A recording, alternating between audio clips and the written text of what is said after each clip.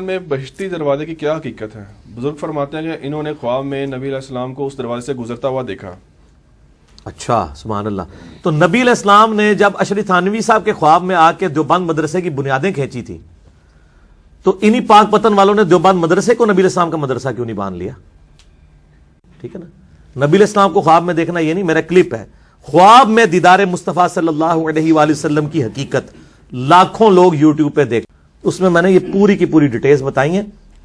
بہشتی دروازہ دنیا میں کوئی دروازہ نہیں ہے، خانہ کعبے کا دروازہ بھی بہشتی دروازہ نہیں ہے۔ ٹھیک ہے، ادھر ایک بدماش تھا، وہ کہتا ہے میں کعبے میں 5 دفعہ گیا ہوں اور میں ایسے ایسے کر کے مکے دکھاتا ہوتا تھا۔ بھائی تو کعبے بچ دفن بھی ہو جا، اس کی بنیاد پہ کسی نے بہشتی نہیں ہونا۔ کیوں؟ بقیہ غرقت قبرستان میں 10,000 صحابہ کی قبریں ہیں اور اسی قبرستان میں عبداللہ ابن ابی منافق کی قبر بھی ہے، کیونکہ قانوناً تو وہ مسلمان تھا، نبی علیہ السلام نے اس کا جنازہ پڑھایا ہے، بخاری مسلم میں آتا ہے اپنا لعاب دہن اس کے منہ میں ڈالا ہے، تو مسلمانوں کے قبرستان میں سے دفن کیا ہے۔ تو اب کیا جی، وہ چونکہ مدینے میں دفن ہوا، آپ نے جنازہ بھی پڑھا دیا، تو اس کی وجہ سے بخشا جائے گا؟ قرآن نے کہا سب سے نچلے درجے میں ہوگا۔ نبی کا جنازہ پڑھانا، نبی کا تھوک مبارک، نبی کا کرتا مبارک کوئی نفع نہیں دے سکا، تو آڑے بشتی دروازے تے سب بڑھائے بڑھوئے نے اپنے۔ ہاں، دنیا میں ایک جگہ ہے جسے جنتی ٹکڑا کہا گیا ہے، وہ بخاری اور مسلم میں حدیث ہے، میرے گھر سے لے کے میرے ممبر تک جنت کے ٹکڑوں میں سے ایک ٹکڑا ہے، لیکن اس میں یہ نہیں ہے کہ جو اس میں آ گیا وہ جنتی ہو جائے گا نہ۔ اگر کوئی کہتا ہے یہ ہے تو ان کو کہیں گے فلانے تھوڑے جو دوسرے مخالف بزرگ نے ہوتے اتنے گئے ہوئے نے، کہیں گے نہیں وہ تو پاویں جتنے مرضی ٹر جائے نہیں ہوئے گا، تو ان کا تھوڑے بھی جتنے مرضی ٹر جان اینج نہیں ہوتا۔ ٹھیک ہے نا، نہیں ماننے کے لیے تیار نا۔ ادھر سے جتنے ہمارے سیاسی لیڈر، فوجی لیڈر باقی جاتے ہیں وہ بیٹھے ہی ریاض الجنہ میں ہوتے ہیں، ان کے لیے ریاض الجنہ خالی کرا دیا جاتا ہے۔ بھائی ادھر چوکڑی مار کے بھی کوئی بیٹھ جائے جنتی تو نہیں ہوگا، وہ جنت کا ٹکڑا ہے، آپ وہاں جائیں۔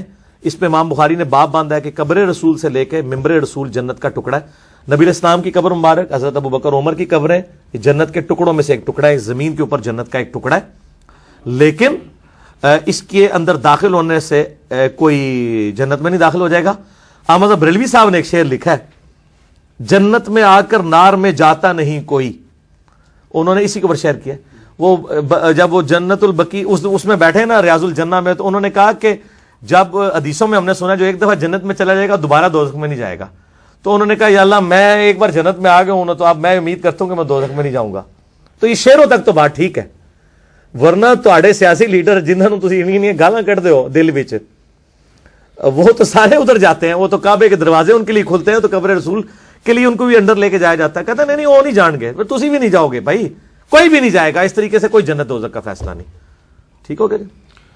نبی علیہ السلام کے متعلق یہ کہنا یہ سب تمہارا کرم ہے آقا کے بات اب تک بنی ہوئی ہے، یہ کہنا درست ہے؟ بالکل غلط ہے۔ اگر کوئی اس نیت سے کہہ رہا ہے کہ وہ نبی صلی اللہ علیہ وآلہ وسلم کو آج مدد کے لیے پکار رہا ہے، اگر کوئی یہ اس نیت سے کہتا ہے کہ نبی علیہ السلام کی دعاؤں کی برکت سے امت پہ اجتماعی عذاب نہیں آیا، جو بخاری مسلم میں آتا ہے کہ میں نے 3 دعائیں کی، ایک قبول نہیں ہوئی، 2 ہو گئی ہیں، ان میں سے جو قبول ایک دعا ہوئی ہے وہ یہ ہے کہ کوئی ایسا اجتماعی عذاب نہ ہے کہ میری امت پوری ہمیشہ کے لیے ختم ہو جائے، اور جس دعا کو قبول نہیں کیا گیا وہ یہ تھی کہ میری امت آپس میں نہ لڑے، وہ دعا قبول نہیں ہوئی۔ اس سے یہ بات پتہ چلی کہ اللہ تعالیٰ کسی کی دعا کا پابند نہیں ہے، نبی کی دعا بھی ایسی ہو سکتی ہے جو قبول نہ ہو، اللہ کی مرضی ہے نا، اللہ پہ تو کوئی کسی کی دوست نہیں ہے۔ اور نبی علیہ السلام کو اس دعا کرنے سے بھی روک دیا گیا کہ یہ آپ نے دعا نہیں کرنی، جیسا کہ قرآن پاک میں آتا ہے حضرت نوح علیہ السلام نے اپنے کافر بیٹے کے لیے دعا کی تو اللہ تعالیٰ نے بڑے سخت لفظ استعمال کیے کہ نوح جاہلوں میں سے تو نہ ہو، کافر کے لیے دعا کر رہا ہے، پھر انہوں نے توبہ کی، قرآن پاک میں ان کی توبہ بھی نقل ہوئی۔ ٹھیک ہو گیا؟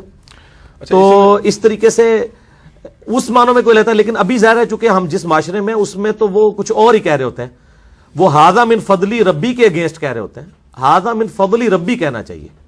نبی علیہ السلام نے ان چیزوں سے منع فرمایا، یہ سخت گستاخ ہیں جو لوگ یہ باتیں کر رہے ہیں، کیونکہ ایک صحابی نے ابو داؤد میں ابن ماجہ میں حدیث ہے، شریک القادی مدلس ہیں لیکن سما کی تصریح سنن الکبریٰ البیہقی میں، ایک صحابی نے آپ علیہ السلام کو سجدہ کیا، آپ نے فرمایا سر اٹھائیے کیا کر رہا ہے؟ ان کا میں نے کوفے میں لوگوں کو ہیرا نامی شہر میں دیکھا کہ وہ اپنے سردار کو سجدہ کرتے ہیں، ہم نے بہتر سمجھا کہ آپ کو کرے۔ آپ نے فرمایا صلی اللہ علیہ وآلہ وسلم اگر میں سجدہ جائز سمجھتا تو بیویوں سے کہتا کہ اپنے خاوندوں کو سجدہ کریں اس حق کے سبب جو اللہ نے ان کو دیا ہے، اور اس میں یہ بھی الفاظ ہیں جب میں فوت ہو جاؤں گا تو میری قبر سے گزرو گے، کیا قبر پہ بھی سجدہ کرو؟ تو ان کا نہیں، تو فرمایا مجھے کیوں کر رہے ہو؟ آپ علیہ السلام کو انہوں نے آگے سے مطلب یہ تو نہیں کہا عشق کے چلے نمبر لائے گئے عقل والے انجے ہی عمرہ گالیاں، ٹھیک ہے نا جی. وہ آگے سے کہہ سکتا تھا کہ حضرت آدم کو بھی تو سجدہ کیا تھا فرشتوں نے, یا رسول اللہ کیا ہوا اگر آپ کو کر لیا. آج کا بندہ ہوتا تو یہ آرگومنٹس رکھتا. احمد بریلوی صاحب نے شعر کہا ہے, سر سوئے روزہ جھکا پھر تجھ کو کیا, دل تھا ساجد نچ دیا پھر تجھ کو کیا. وہ کہتے ہیں میں نے جو نبی علیہ السلام کے روزہ مبارک پہ سر جھکایا ہے, تجھے کیا تکلیف ہے؟ تیرے سامنے تو میں نے سر جھکایا, دل سے تو میں سجدہ بھی کر رہا تھا. بڑا چنگا کام کیتے اللہ نے بندیا. ظلم ہے یار. ایک طرف احمد بریلوی صاحب خود کتاب لکھ رہے ہیں کہ سجدہ تعظیمی حرام ہے. فقہ حنفی میں آپ کو پتا دو موقف ہیں. کچھ حنفی علماء سجدہ تعظیمی کے قائل ہیں, تو ان کے خلاف کتاب لکھی احمد بریلوی صاحب نے کہ نہیں, یہ ابو داؤد ابن ماجہ کی حدیث کے تحت سجدہ تعظیمی حرام ہے. دوسری طرف کہتے ہیں سر سوئے روزہ جھکا پھر تجھ کو کیا, دل تا ساجد نچ دیا پھر تجھ کو کیا. تو یہ شعر و شاعری کرتے رہے, دین کے ساتھ اس کا کوئی تعلق نہیں ہے. اگلا سوال ہے, کیا درگاہ بی بی پاک دامن میں اہل بیت کی قبریں موجود ہیں؟ یہ سوال اس لیے کیا گیا کہ بہت سے لوگوں کی عقیدت وابستہ ہے وہاں, لہٰذا اس بارے میں جو غلط فہمی ہے اس کا ازالہ کریں. کیا عقیدت وابستہ؟ میں کہتا ہوں جی اگر سیدنا حسین علیہ السلام کا روزہ بھی ہو پاکستان کے اندر, دین وٹ, آپ نے اس میں سے کرنا کیا ہے؟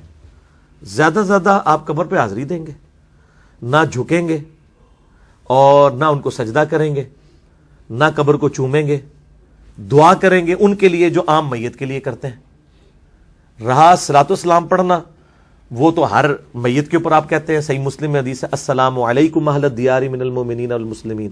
آپ وہاں جا کے السلام علیکم یا جو ہے وہ ابا عبداللہ حسین ابن علی یہ کہہ لیں, کسی کا فرق پڑتا ہے؟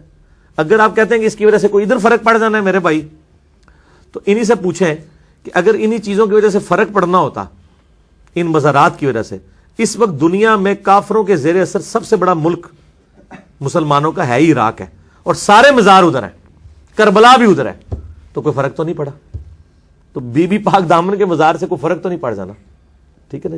باقی یہ تاریخی سوال ہے, ہمیں نہیں پتا کہ ہے یا نہیں ہے, نہ اس سے کچھ نکلنا ہے.